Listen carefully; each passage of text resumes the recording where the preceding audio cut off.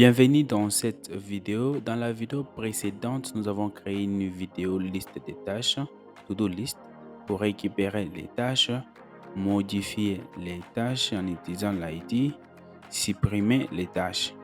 Donc, implémenter la méthode CRUD. Si vous voulez récupérer ce code est sur GitHub. Donc, vous pouvez récupérer ces projets en allant sur github.com/slentoacademy.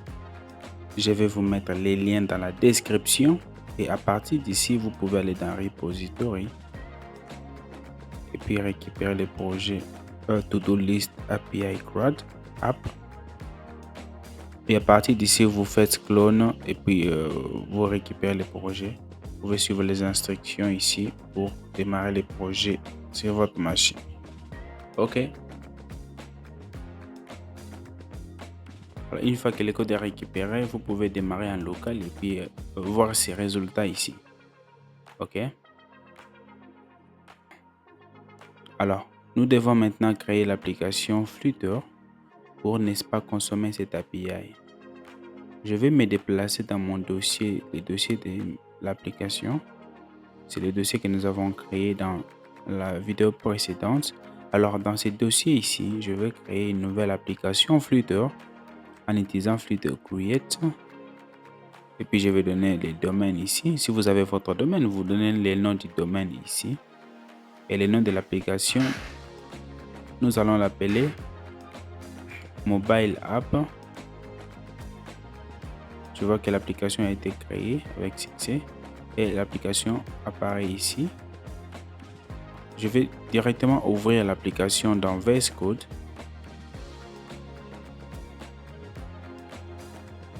Yes, je vais accepter, je vais fermer ça. Ici dans VS Code, qu'est-ce que je vais faire?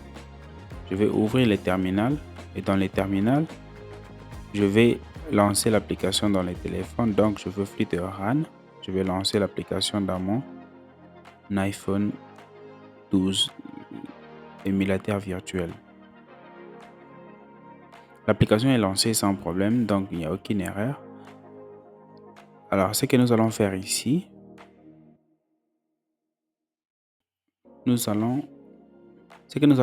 c'est créer un nouveau dossier appelé Pages. Et à l'intérieur de ce dossier, nous allons créer un fichier nommé home.dart. Nous allons récupérer notre home page dans le dossier main et nous allons coller notre home page dans ce nouveau fichier que nous avons créé et nous allons importer matériel app. C'est pour séparer les pages du fichier main pour avoir une page, un fichier par page. Alors, une fois que c'est fait, c'est bon. Je vais revenir dans mon fichier main. Je vais importer la page que je viens de déplacer. Vous voyez ici, j'ai importé la page ici. Alors, je vais supprimer les commentaires ici pour rester avec une application clean comme ça. Et ce que je vais encore faire ici, c'est changer le titre de mon application. Je vais l'appeler Flutter REST API REST. Je relance, je vois que le titre change ici sans problème et mon application marche sans problème. Alors, à part ça, ce que nous allons faire ici, c'est pouvoir consommer cette API. Alors, pour consommer cette API, nous devons avoir un modèle qui représente ces informations. Nous devons installer deux packages. Le premier package que nous allons utiliser ici, c'est le package Geo. C'est un package qui va consommer l'API. Et le deuxième package, c'est le package Provider qui va nous aider à structurer notre code pour avoir un state manager beaucoup plus propre. Alors, je vais commencer par Geo. Je vais installer ces packages. Je vais copier ici. Et je vais coller ça dans mon VS Code pour installer le package Geo.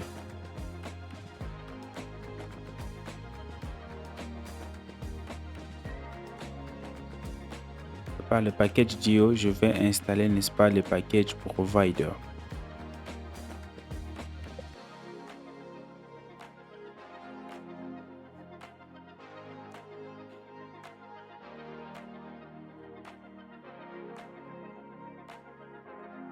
Alors, tous les packages ont été installés avec succès. Je vais couper mon application. Vu que je viens d'installer le package, je dois couper l'application ici et relancer encore l'application pour ne pas avoir une erreur. Avec Flutter Run. Donc, si je viens d'ici, je vais voir que les deux packages ont été installés. Donc, je vais taper la commande Flutter Run pour lancer, n'est-ce pas, mon application dans l'émulateur. Mon application a été lancée sans problème. Mes deux packages ont été bien installés. Je vais fermer ça. Et puis, qu'est-ce que je vais faire ici? Alors, ce que nous devons faire maintenant, c'est créer un modèle pour pouvoir consommer, représenter les données de notre API. Nous avons l'ID, la tâche, done et puis created, ce qui représente le modèle Django. Ok, nous devons maintenant créer un modèle côté Flutter pour représenter ces informations que nous allons récupérer via l'API. Donc ici dans mon lib, ici je vais ajouter un dossier que je vais appeler models. Et dans ces dossiers ici, qu'est-ce que je dois faire? Je dois ajouter un fichier que je vais appeler task.dart. Alors, ce fichier task.dart, je vais créer à l'intérieur une classe que je vais appeler classe task model. Le task model va représenter la tâche avec les informations de l'API. Donc, je vais mettre les mêmes informations que celles que je vais récupérer dans l'API. Les informations comme l'ID, ok, qui est de type int. Je vais mettre un point d'interrogation. Je vais expliquer pourquoi. Je vais mettre string pour représenter la tâche parce que c'est une chaîne de caractères. Et je vais mettre booléen pour représenter les champs done pour voir si la tâche a été accomplie ou non. Et je vais mettre une chaîne de caractères, donc string, pour représenter la date, created it, la date de création. À ce moment, si j'ai mes informations qui représentent les informations de l'API. OK? J'ai mis un point d'interrogation parce que l'API peut être nul. L'ID peut être nul lors de la création. Donc, lorsque nous créons une tâche, nous n'aurons pas indiqué l'ID vu que l'ID est généré automatiquement. Une méthode qui a le même nom que la classe. Alors maintenant que j'ai ça, je vais créer un constructeur. Donc je vais dire task model et je vais mettre les informations ici. Le constructeur va me permettre de créer les objets de ma classe. Donc je vais mettre les informations que j'aurai besoin pour créer mon objet. J'ai besoin de l'ID, j'ai besoin de la tâche. Donc je vais dire que la tâche est requise, requires. L'ID n'est pas requise. Comme j'ai dit lors de la création, nous n'allons pas indiquer l'ID vu que l'ID sera généré automatiquement côté serveur. Mais les autres informations sont requises. C'est pourquoi j'ai dit required. Nous avons besoin de ces informations pour créer l'objet task model. Alors, à part ça, je vais ajouter des méthodes, ok, pour me faciliter la vie. La première méthode, ce sera la méthode qui va me permettre de convertir. Convertir quoi? Convertir un JSON à notre task model, à un objet de notre task model. Parce que les informations que nous récupérons côté serveur viennent en JSON. Alors, un autre modèle, ce sera pour convertir notre modèle en format JSON. Donc, le premier modèle, je vais dire factory, espace, task model.form JSON. Je vais récupérer les informations JSON. Les informations sur JSON, c'est un map de type string dynamique, tout simplement. OK? C'est ce que je vais prendre comme, n'est-ce pas, paramètre ici. Je vais l'appeler JSON. Alors ici à l'intérieur, je vais faire seulement un return task model. Vu que je vais prendre les informations de JSON depuis pour retourner un modèle, un objet de notre modèle. Donc je vais dire ID. ID égale à quoi? ID est égal à JSON. Comme c'est un map, je vais mettre un crochet. Je mets les guillemets, j'indique ce que je vais récupérer. Je vais récupérer l'ID. J'ai fait la même chose pour la tâche. OK? Donc JSON va représenter notre JSON que nous récupérons côté serveur. Comme c'est un map, nous mettons juste les crochets et puis les guillemets pour récupérer les informations. Donc ici, je mets les informations comme ça parce que les informations viennent comme ça de mon API. Si vous avez un autre API, vous devez regarder quelles sont les informations que vous retournez pour pouvoir les convertir aux informations, aux propriétés de votre classe. Alors, maintenant que nous avons fait ça, nous allons aussi faire la méthode pour convertir notre modèle en JSON maintenant. Alors, notre modèle en JSON va retourner un JSON. Alors, JSON, c'est un map de type string dynamique. C'est ce que nous allons retourner comme données. Alors, nous allons appeler la méthode JSON. Ça va prendre un paramètre à quoi? Ça prend pas un paramètre. Vu que nous allons prendre notre objet pour convertir en JSON, nous allons mettre directement un JSON. Donc, je mets point virgule à la fin. Ok, nous allons mettre un JSON. Qu'est-ce que nous allons mettre ici à l'intérieur? Donc, ce sera guillemets. Je mets directement ID. Et où est-ce que je vais prendre l'ID? Je vais prendre l'ID de ma classe. L'ID est déjà là. Task, des points, task. Je fais la même chose pour done et puis pour created. Tout simplement. Je peux accéder directement à ces propriétés parce que je suis à l'intérieur de la classe. C'est pourquoi j'indique directement l'ID. J'indique directement task. Et ici, je vais indiquer done et puis je vais indiquer created. Je m'assure seulement que les informations que je retourne sont en format JSON. Donc, map string dynamique, c'est pourquoi je mets les guillemets, tout simplement. Alors là, j'ai les modèles qui représentent les informations de mon API. Je peux convertir des JSON en modèle, des modèles en JSON. Nous sommes prêts pour la suite. Alors, dans mon lib ici, je vais ajouter maintenant un autre dossier que je vais appeler service pour me permettre de créer une classe qui va consommer l'API. Dans service, je vais créer un fichier que je vais appeler api.dart. À l'intérieur de ce fichier, je vais maintenant créer une classe. Dans cette classe, je vais implémenter ma logique. Donc, je vais dire classe API service. OK, c'est une classe. Directement, je vais créer une propriété. Je vais dire final des types dio underscore dio qui va être un objet de la classe dio. OK, et c'est cette classe ici dio que je vais importer des packages dio tout simplement. Et ce que je vais faire ici, c'est mettre un peu de paramètres ici pour éviter de me répéter. Donc, je vais dire base options, base URL qui sera l'URL de mon serveur, là où je vais récupérer les informations. Alors, où est-ce que je vais récupérer cette URL? Je vais venir et puis je vais ajouter un headers qui va représenter l'entête de ma requête. Donc, je mets directement un header global pour que chaque requête puisse utiliser ces headers. Je vais seulement dire dans ces headers content type, donc le type de contenu, ce sera application JSON, application/JSON. Donc, les informations échangées seront en format JSON, tout simplement. Alors, ici maintenant, avec le base URL, où est-ce que je vais récupérer le base URL? Base URL, ça représente l'URL de notre application web, de notre API. Alors ici, lorsque nous avons démarré l'application en local comme ça, avec run server, avec Django, les informations sont démarrées localhost. Nous ne pouvons pas accéder. C'est pourquoi nous devons utiliser 0.0.0.2.80 pour que Django récupère l'adresse IP de la machine. Vu que ma machine est connectée au même Wi-Fi connecté à un Wi-Fi, ça doit être, si j'utilise dans un téléphone, ça doit être connecté au même Wi-Fi que dans le téléphone. Donc, je vais aller dans les Wi-Fi, dans les settings, pour pouvoir récupérer l'adresse IP, n'est-ce pas, que les réseaux attribuent à ma machine. Donc, je vais prendre cette adresse IP. Ok, je vais copier l'adresse IP ici.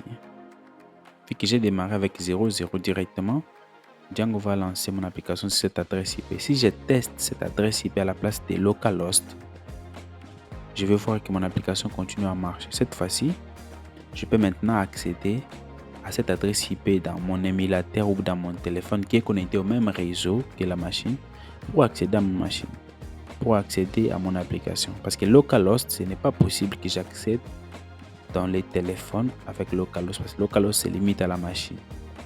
Donc, je vais copier l'adresse IP ici et puis je vais mettre les ports pour permettre, n'est-ce pas, à mon application d'accéder à mon application web. Pour permettre à mon application mobile, donc avec Flutter, d'accéder à notre API que nous avons démarré en local avec 000 et sur le port 8000, tout simplement. OK? Maintenant que nous avons fait ça, nous allons ajouter quelques méthodes pour accéder aux informations de l'API. Donc, la première méthode ici, ce sera une méthode qui va nous permettre de récupérer les tâches. Donc, je vais dire que cette méthode, ça représente la partie read, donc lire les informations du serveur. Nous allons appeler cette méthode getTask. Ce sera une méthode asynchrone. Donc, je vais mettre que ça va retourner un feature. Un feature de quoi? D'une liste des task modèles. OK? Nous allons voir comment retourner ces task modèles. Alors, ici, qu'est-ce que je vais dire pour récupérer les informations de l'API? Je vais faire try parce qu'en récupérant les informations, je peux tomber sur une erreur. Je vais créer une variable final qui sera égale à une variable appelée response qui sera égale à await.do.get. C'est get, la méthode get qui va me permettre de récupérer les informations via l'API. Donc, je dois utiliser maintenant l'IRL pour récupérer les informations. L'IRL pour récupérer les informations, c'est /todo/tasks et puis /. C'est ce que nous avons fait dans Django pour pouvoir renvoyer les informations, la liste des tâches. Donc, c'est ce que je vais utiliser ici. Je n'indique pas l'adresse IP parce que j'ai déjà indiqué l'adresse IP là-bas dans base IRL. Donc, ici, seulement, je vais retourner response.data et je vais englober ça entre parenthèses. OK. Je vais englober les response.data entre parenthèses. À l'intérieur, je vais dire as list. Donc, les informations que je vais récupérer, je vais convertir ça en une liste. Et puis, je vais faire map pour parcourir tous ces éléments. Et dans le map, je vais mettre un paramètre task qui va représenter chaque tâche de ma liste. Et je vais dire pour chaque tâche de ma liste, qu'est-ce que je vais faire? Je vais faire task model .from JSON. Donc, je vais récupérer les informations du serveur. Ça sera JSON. Je vais convertir ça à une tâche modèle dans un task modèle. Et à la fin du map, je vais dire toList. Donc, je récupère les informations comme une liste. Je les parcours avec un map pour me permettre de convertir chaque élément de ma liste. Ça sera un JSON. Je vais convertir ça à un task modèle. Et puis, je renvoie la liste. OK? Et puis, je vais aller dans catch. Donc, ici, c'est dans try parce que les informations peuvent retourner une erreur. Je vais aller dans catch pour dire que s'il y a une erreur, retourne seulement une liste vide, tout simplement. Ici, vous pouvez dire print pour afficher l'erreur, mais non, ici, je vais seulement retourner une liste vide. C'est ici que vous récupérez l'erreur et vous décidez de ce que vous voulez faire avec l'erreur. Moi, je retourne seulement une liste vide en cas d'erreur, tout simplement. Alors, ça va nous permettre d'accéder à ces informations ici. Là, nous venons juste d'ajouter la méthode read pour nous permettre de lire les informations du serveur. Nous allons aussi ajouter la méthode add pour nous permettre de créer une nouvelle tâche, de add new task.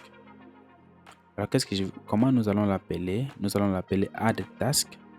Cette fois-ci, cette méthode va prendre un paramètre qui sera une tâche, donc la tâche à ajouter à notre base de données côté serveur.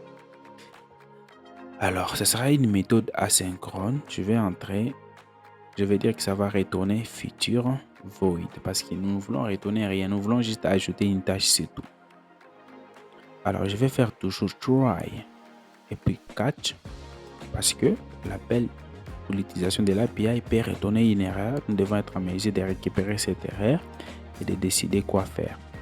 Dans try, qu'est-ce que je veux faire? Dans try, je vais dire await quoi? Await do point post. La méthode post me permet d'ajouter donc d'envoyer les informations au serveur. OK? Et dans post, qu'est-ce que je vais dire? Je dois utiliser l'URL qui me permet d'ajouter une tâche. C'est toujours l'URL /to-do /task / toujours slash à la fin. Parce que nous l'avons fait comme ça avec Django. OK? Alors, ici dans modèle, ici dans post, je dois ajouter maintenant data qui va représenter les données. Et je vais dire task.to.json. Ça va prendre ma tâche et puis convertir ça en format JSON. Parce que les informations que je vais envoyer au serveur seront sous format JSON, comme vous pouvez le voir ici dans Content. OK? Ça doit être en format JSON. C'est pourquoi je prends les modèles, je convertis en JSON.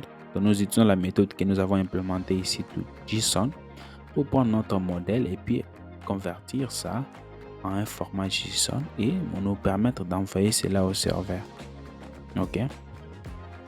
Donc nous pouvons appeler ça create. Donc ajouter une nouvelle information. Alors, nous allons ajouter une autre méthode qui va nous permettre de modifier une tâche. Donc ça sera update. Comment nous allons l'appeler? Cette méthode va retourner un futur void et nous allons l'appeler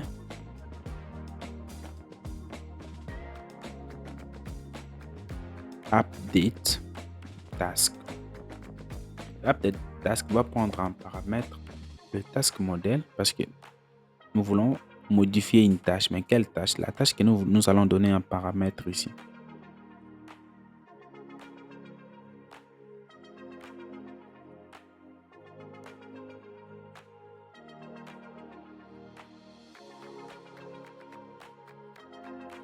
Dans le bloc try, qu'est-ce que nous allons dire pour update? Nous allons dire await. Await quoi? Underscore dio point put. OK? C'est dans put maintenant que nous allons pouvoir implémenter la logique de modifier. Vous pouvez voir par exemple, pour modifier une tâche, il fallait mettre l'ID parce qu'il faut modifier une tâche, il faut mettre l'ID de la tâche que vous voulez modifier. Que l'ID est importante pour accéder à la tâche. Alors c'est pourquoi ici dans put ici, nous allons utiliser l'URL bien sûr /to-do /tasks. Nous allons encore mettre slash pour récupérer quoi? Pour récupérer l'ID de la tâche que nous voulons modifier. OK, ici ça sera task.id. Donc nous voulons dire que nous voulons modifier cette tâche ici. OK, je vais faire virgule et nous voulons donner les data. Dans quelle information? Nous allons donner les informations de notre tâche dans task.json. Donc nous récupérons d'abord l'ID. Donc nous allons modifier cette tâche ici comme nous l'avons fait ici. OK, il faut d'abord récupérer l'ID pour modifier. Alors une fois que nous avons fait ça, je pense que nous sommes dans les bons.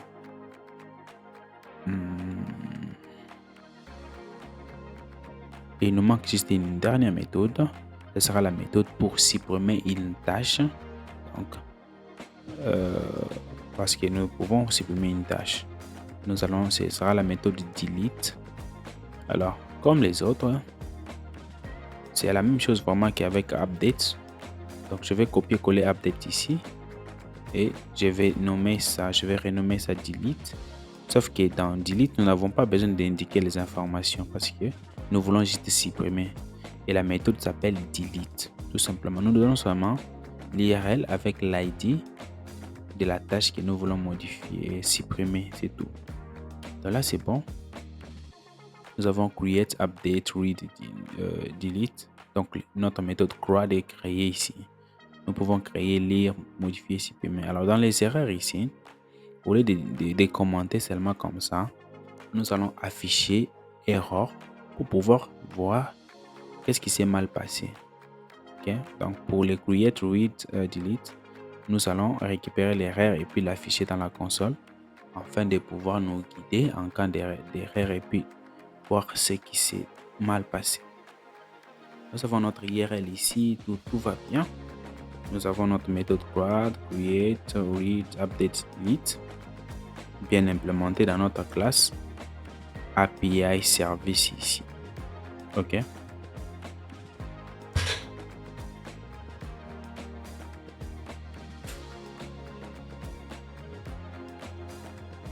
Ok, là c'est bon. Alors, nous devons maintenant ajouter une autre chose ici. C'est ajouter un dossier pour le provider. Les providers vont juste nous permettre de prendre les informations, de pouvoir les afficher dans notre UI d'une manière propre. Alors, dans provider, ici, je vais créer un fichier que je vais appeler task. Et à l'intérieur de ce fichier, je vais créer une classe que je vais appeler task provider. Alors, cette classe ici va implémenter change notifier. C'est une classe, c'est l'interface qui permet de faire les modifications lorsque les données changent. Je vais expliquer ça. Mais rapidement, je vais créer une variable de type API service que je vais appeler API underscore API service. Je vais importer la classe API service, c'est notre classe que nous avons créée, n'est-ce pas? Se trouve dans le dossier service. Donc cet objet va me permettre d'accéder à toutes les méthodes que nous avons créées dans API service. Ok, je vais créer alors une autre variable de type list task model qui va représenter la liste des tâches que nous aurions récupérées du côté serveur. Ok, donc, directement ça importe les modèles. Je vais les nommer underscore tasks. Ce sera une liste vide ici. Alors, je vais maintenant créer un getter. Donc, je vais créer juste une méthode qui va retourner les informations. Donc, ce sera list task model get task. Je vais retourner task tout simplement. C'est pour me permettre de récupérer mais de ne pas changer ma liste tâches ici à partir de l'extérieur. Les changements peuvent se faire seulement à l'intérieur de ma classe ici. Alors, je vais ajouter autre chose ici. Je vais ajouter une méthode fetch qui va récupérer les informations côté serveur. Donc, ce sera juste une méthode qui va appeler la méthode API get. Ok. Alors, je vais créer une variable task qui va, n'est-ce pas, être égale à await. Await quoi? API service.getTask. La méthode getTask que nous avons créée va récupérer la tâche et puis mettre ces tâches dans notre variable task. Donc, notre liste vide que nous avons créée ici. D'abord, je vais le renommer task. C'est tasks et non task. Ce sera une liste de tâches. Donc, à chaque fois que je vais appeler la méthode fetchTask, ça va récupérer les informations côté serveur, modifier notre variable tâche et puis notifier toutes les pages qui ont utilisé cette variable pour update les informations sur les téléphones, sur la page. Par ça, je vais ajouter une autre méthode. Ce sera la méthode addTask. addTask, ce sera une méthode asynchrone et qui sera seulement await API service addTask. Il va juste appeler la méthode addTask et lui passer la tâche ici tout simplement. Ok. Et puis à la fin, il va seulement dire notify listener. Ok. Nous allons revenir sur notify listener.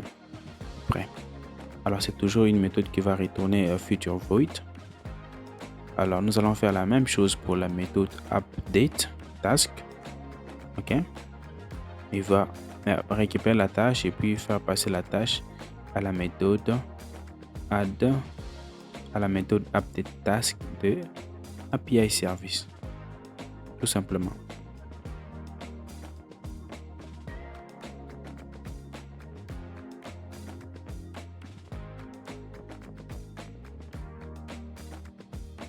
Ici à l'intérieur, je vais dire await. Await quoi? API service.update task et je lui passe la tâche. Après, je fais notify listener tout simplement.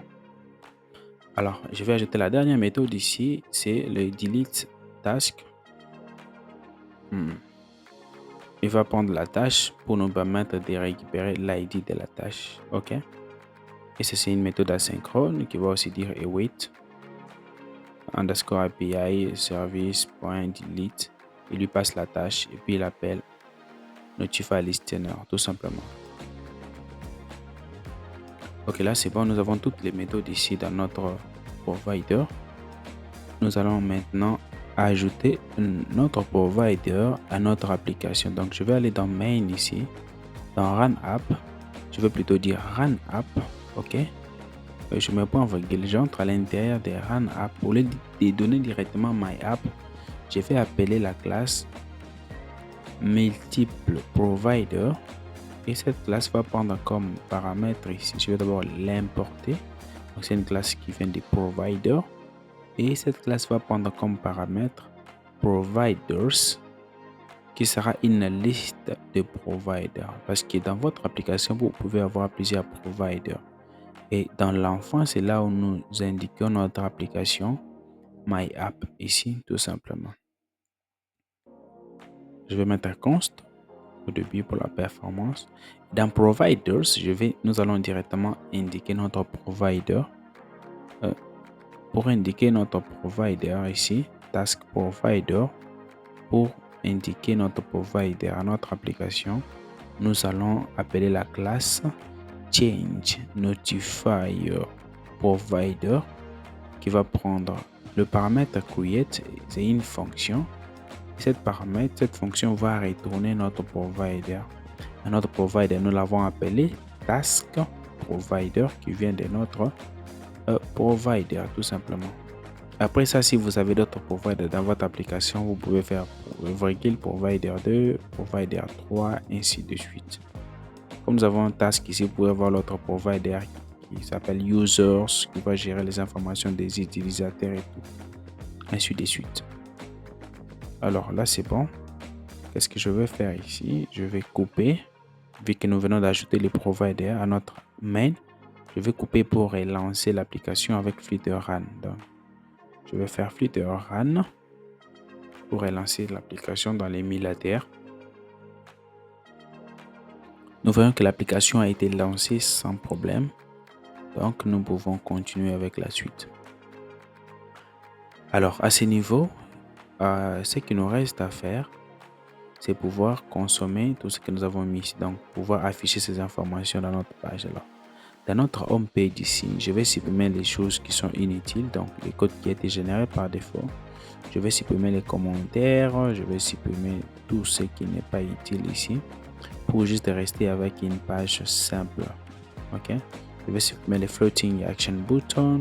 Ok, et dans body, je vais garder seulement les center là-bas comme widget. Donc, c'est que nous restons avec un code simple pour notre home page pour commencer à travailler maintenant. Ok, donc si je redémarre l'application, je vois que l'application est maintenant clean ici. Alors, qu'est-ce que nous devons faire? Nous devons aller dans les dossiers Android. Dans les dossiers Android ici, nous allons ajouter la permission Internet pour permettre à notre application Android de récupérer les informations via Internet. C'est une permission que nous devons ajouter. Alors, comme les informations que nous récupérons sont sur HTTP, vu que j'ai démarré en local, nous pouvons ajouter ici Use Clear Text Traffic at True, vu que les informations que nous récupérons, c'est via le protocole HTTP et non HTTPS. Donc, je vais ajouter ces paramètres ici pour me permettre d'abord de tester comme ça, en attendant de déployer mon API. Ok. Nous allons faire la même chose pour iOS. Donc, dans iOS Runner, nous allons chercher les fichiers info.plist. Nous allons coller ces codes ici. NS App Transport Security, NSLR Arbiter Load. C'est pour nous permettre d'accéder, d'afficher des informations non sécurisées, donc à partir d'HTTP au lieu de HTTPS, vu que nous testons seulement. Alors, je vais couper l'application et puis relancer l'application dans mon émulateur. Je vois que tout marche bien sans problème et nous pouvons maintenant écrire les codes pour afficher, ajouter, modifier, supprimer une tâche. Alors, la première chose que je vais faire ici, c'est override la méthode initStates, la méthode qui est appelée lorsque notre page a chargé. Je vais dire que lorsque notre page charge, je vais directement récupérer les informations du serveur. Donc, je vais directement récupérer la liste des tâches. Je vais créer une variable que je vais appeler Task Provider qui va prendre la classe provider.off task provider à notre provider ok, que nous allons importer ici. Et cette méthode va prendre ici, ça va prendre ici un contexte et virgule listen to false. Je mets listen to false pour qu'il ne puisse pas actualiser les informations. Donc c'est juste un appel unique. Je vais faire juste un appel unique pour charger les informations lorsque mon application démarre tout simplement. Je vais seulement dire task.fetch. J'ai récupéré les informations, une récupération initiale des informations. Ok. Lorsque l'utilisateur démarre l'application, que l'application ne soit pas vide, qu'il y ait des informations déjà affichées. Avant qu'il fasse une action, je récupère automatiquement les données du serveur. Alors, je vais directement copier cette variable ici, task provider. Je vais mettre la même chose à l'intérieur des builds. Et cette fois-ci,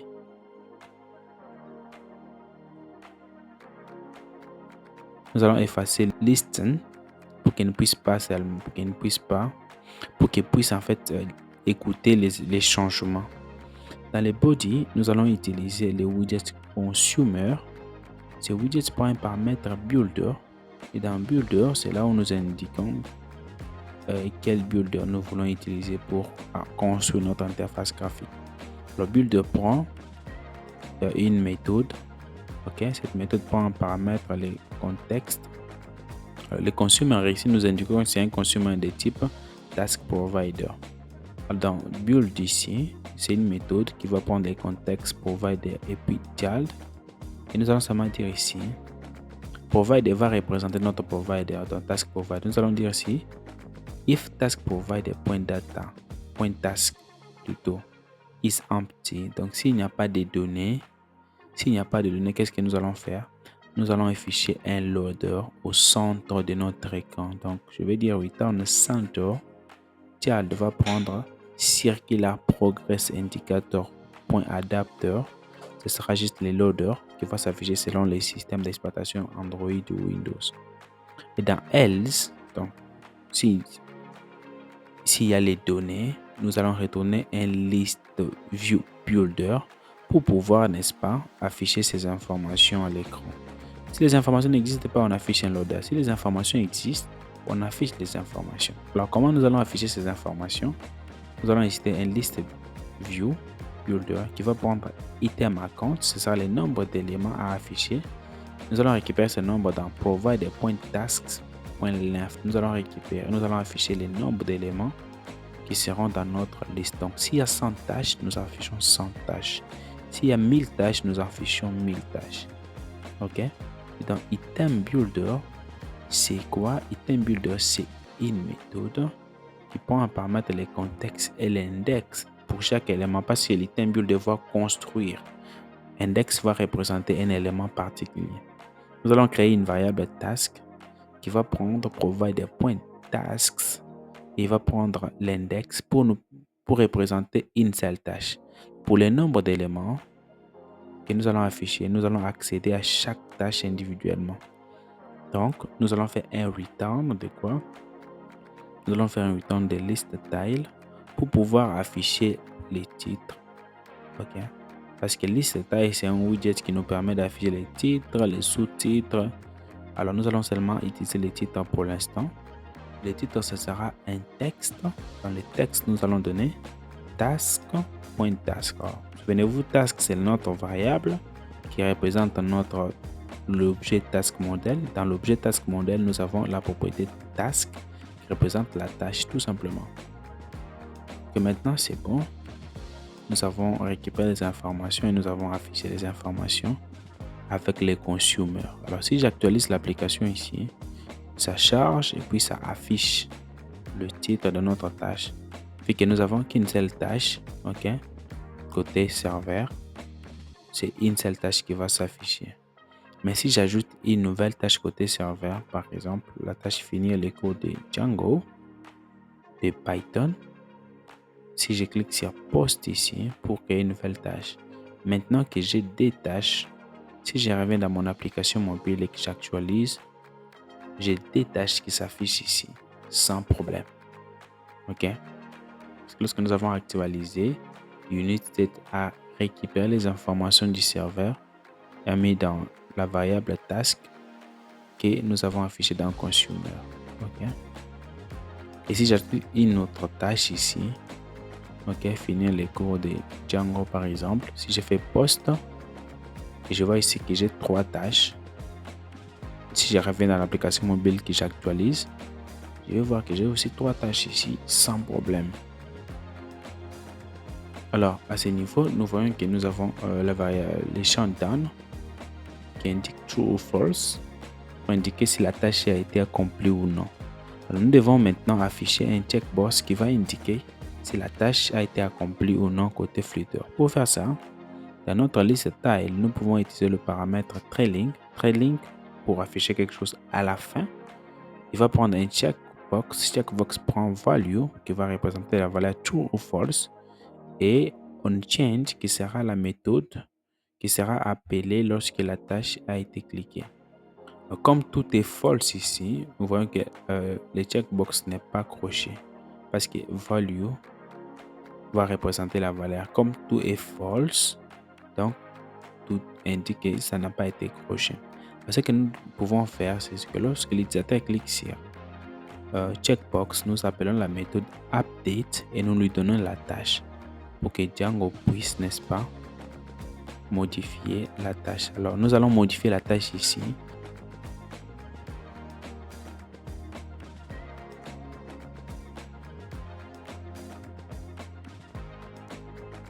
Nous allons dire si down est égal à true, change ça en false en indiquant le point d'exclamation. Le point d'exclamation indique la négation. Donc, si c'est true, change ça en false. Si c'est false, change ça en true. Donc, c'est comme swapper l'information et changer l'information, tout simplement. Alors, lorsque j'actualise ici, lorsque je clique sur checkbox, je vais voir que j'ai une petite erreur ici dans ma console parce que nous avons affiché l'erreur. L'erreur dit exception 500, code 500. Alors, on va voir côté serveur ce que ça nous indique. Côté serveur ici, on va nous dire que Django nous dit ici que you call this URL via putpat. The URL does not end with slash. OK. Ça veut tout simplement dire que nous n'avons pas ajouté slash à la fin de notre URL. Donc, ici, dans la méthode update, nous devons indiquer slash à la fin. Vérifions si nous avons fait la même chose partout. Parce que côté Django, nous avons dit que ça se termine par slash. Donc, ici aussi, nous devons mettre slash. Alors, dans delete aussi, nous n'avons pas mis, ajoutons aussi ça. Donc, là, c'est bon. Donc, rassurez-vous que vous avez mis slash à la fin. Si votre côté API, c'est aussi slash à la fin. Alors là, je vais actualiser l'application. Je vais tester une fois de plus. Là, quand je clique ici, c'était false. Quand j'actualise, c'est maintenant true. Si je clique encore sur l'autre tâche ici et j'actualise, les autres tâches étaient false. Ça devient maintenant true. Donc, nous pouvons modifier les tâches à partir de notre application Flutter. OK? OK. Alors, maintenant que nous avons fait ça, il nous reste une autre chose à faire, c'est pouvoir ajouter une nouvelle tâche. Donc, dans Body, ici, nous avons donné Consumer. Je vais d'abord couper tout ça. Je vais couper les consommateurs ici. Pour ajouter notre widget, je vais ajouter le widget column qui nous permet d'ajouter plusieurs widgets d'une manière verticale. Donc, je vais donner le paramètre children. Et dans children, je vais directement appeler le widget expanded. OK? Qui va prendre l'enfant. Ici, je vais maintenant donner mon consumer comme enfant d'expanded. Parce que nous avons utilisé list view. Comme nous le mettons ça dans colonne, nous mettons expanded pour que ça ne puisse pas causer l'erreur lorsque les informations dépassent les camps. D'accord? Donc, mon consumer est à l'intérieur du widget expanded. Tout se trouve dans le widget column, ce qui va me permettre d'ajouter, n'est-ce pas, un widget pending ici, avec le pending que je peux dire 20, all à 20. Je mets virgule pour séparer les dés et à l'intérieur des pending, je vais ajouter l'enfant. L'enfant, ce sera un text field pour me permettre, n'est-ce pas, d'ajouter un champ les zones pour saisir, n'est-ce pas, la tâche à ajouter côté serveur. Donc, si j'actualise mon application ici, je vois que j'ai une zone de texte que je peux taper ici. C'est grâce à notre widget Text Field. Donc, dans Text Field ici, nous allons d'abord customiser tout ça. Nous allons dire ici, nous devons customiser parce que c'est juste une ligne. Ce n'est pas beau à voir. Avant de customiser, je vais ajouter une variable. Cette variable, ce sera de type Text Editing Controller. Ok, je vais appeler ça contrôleur égal à Text Editing Controller. Dans mon text field ici, je vais appeler le paramètre contrôleur que je vais donner, n'est-ce pas, ma variable contrôleur que je viens de créer là-bas au-dessus. Le contrôleur va me permettre d'accéder à la valeur que l'utilisateur tape dans le text field, tout simplement. Je vais enlever les consts parce que j'ai utilisé ici text field. Je vais seulement mettre les consts en padding. Alors, à part les contrôleurs, je vais ajouter un paramètre decoration qui va prendre la classe input decoration. Et à l'intérieur de cette classe, je vais dire int text qui va m'indiquer le test qui va expliquer à l'utilisateur ce qu'il doit faire. Nous pouvons par exemple dire add new task, ce qui va s'afficher dans notre text field. Alors, à part int text, je vais ajouter un autre paramètre. Et ce paramètre, ce sera border qui va prendre outline input border. Et je vais ajouter notre paramètre suffix icon qui va prendre icon button. Ce sera les boutons que l'utilisateur doit cliquer pour ajouter une tâche. Donc, il prend une press, la méthode qui sera appelée lorsque l'utilisateur clique. Et icon qui va représenter l'icône de notre bouton. Nous allons appeler la classe icons.add qui va mettre l'icône please. Alors là, c'est bon. Nous avons le paramètre ici border, suffix, int dans notre décoration. Si j'actualise mon application, je vais maintenant voir que j'ai un text field qui est customisé, n'est-ce pas? Avec les titres, puis les border et puis les boutons plus là-bas à la fin. Ok. Alors je vais, pour séparer les text fields et les autres, je vais ajouter un divider. Le widget divider, on va ajouter une ligne qui va séparer les deux widgets ici, tout simplement. Alors j'ai les boutons plus ici qui permet à l'utilisateur de cliquer pour ajouter la tâche. Ok. Alors dans onPressed ici, qu'est-ce que je vais dire? Dans onPressed ici, je vais dire quoi? Je vais dire que lorsque l'utilisateur a cliqué, je vais appeler notre variable task provider.add task. Je dois lui donner la tâche à ajouter à notre API, à envoyer. Donc, je dois créer cette tâche. Donc, je vais dire task est égal à task modèle et puis je donne, n'est-ce pas, les tâches que je vais donner, les informations pour créer mon objet task modèle. Donc, la première information, ce sera task qui va représenter l'information, donc le titre de la tâche que l'utilisateur a tapé. Down, par défaut, c'est false parce que par défaut, la tâche n'est pas accomplie. À la fin, je vais mettre un point virgule.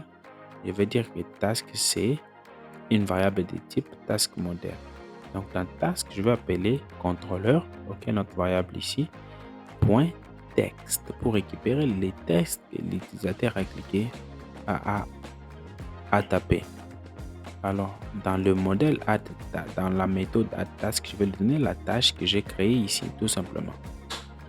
Ce qui va là-bas, n'est-ce pas, ajouter la tâche, appeler l'API, ajouter la tâche à notre API et récupérer les informations. Alors, dans mon provider, si je vois que j'ai le notify listener partout, alors je dois seulement avoir le notify listener lorsque j'ai récupéré les informations. Alors, pour d'autres méthodes, je vais appeler la méthode fetch. Donc, après avoir ajouté une information, j'appelle la méthode fetch pour récupérer. Après avoir modifié, j'appelle la méthode fetch. Après avoir modifié, je vais toujours appeler la méthode fetch pour récupérer les nouvelles informations côté serveur afin d'actualiser désynchroniser avec les données qui se trouvent sur mon téléphone. Donc, j'ajoute, je récupère et puis je remplace. Je modifie, je récupère, je supprime, je récupère, je remplace, tout simplement. Alors là, maintenant, si j'actualise mon application, je peux maintenant tester, ajouter une nouvelle tâche ici. Quand je vais cliquer sur Plus, qu'est-ce qui va se passer? Je vois que la tâche est ajoutée automatiquement ici. Ok, si je vais un côté serveur que j'actualise, je vais voir qu'effectivement la tâche a été ajoutée. Ok, ici nous avons seulement appelé la méthode add. La méthode là-bas derrière va appeler l'API et ajouter l'information parce que nous avons bien structuré notre code. Nous avons séparé la classe, la méthode, séparé la logique à notre interface graphique. Alors, il nous reste une dernière chose à faire ici, c'est pouvoir supprimer une tâche. Donc, dans liste tile ici, nous pouvons ajouter on long press qui va représenter, n'est-ce pas, lorsque l'utilisateur va appuyer sur une tâche, nous devons être en mesure de supprimer la tâche. Donc, dans on long press, je vais appeler la méthode provider.delete task et je lui donne la tâche, ce qui va lui permettre de récupérer l'API. Maintenant, lorsque je long press, ça supprime. Je vais dans l'API et je vais voir que la tâche a été supprimée. Dans mon serveur Django, je peux voir que la méthode delete est utilisée pour supprimer, put pour modifier, post pour envoyer les nouvelles informations et get pour récupérer la liste des informations. Donc là, c'est bon, nous avons notre méthode croate bien intégrée. Nous pouvons créer une tâche, nous pouvons lire les tâches, nous pouvons supprimer une tâche, nous pouvons modifier une tâche. Ce qui est intéressant, et tout ça, nous l'avons fait grâce à des packages Provider et puis Django et puis Gio. Gio nous permet d'accéder à l'API. Alors, une dernière information qui reste ici, c'est lorsque j'ajoute une nouvelle tâche, la tâche est ajoutée à la fin. Je voudrais bien que la tâche soit ajoutée au début. Donc, dans task ici, je vais appeler .reversed pour, n'est-ce pas, changer l'ordre. Et puis, je vais dire to list pour envoyer ces informations à une liste. Je vais inverser ça. Alors, quand je vais ajouter la tâche ici, maintenant, cette fois-ci, qu'est-ce qui se passe? La tâche est ajoutée au début et non à la fin de notre liste. Et je vois que les tâches sont ajoutées côté Django sans problème. Alors, nous sommes arrivés à la fin de cette vidéo. N'hésitez pas de vous abonner et de commenter. Je vous retrouve dans une nouvelle vidéo.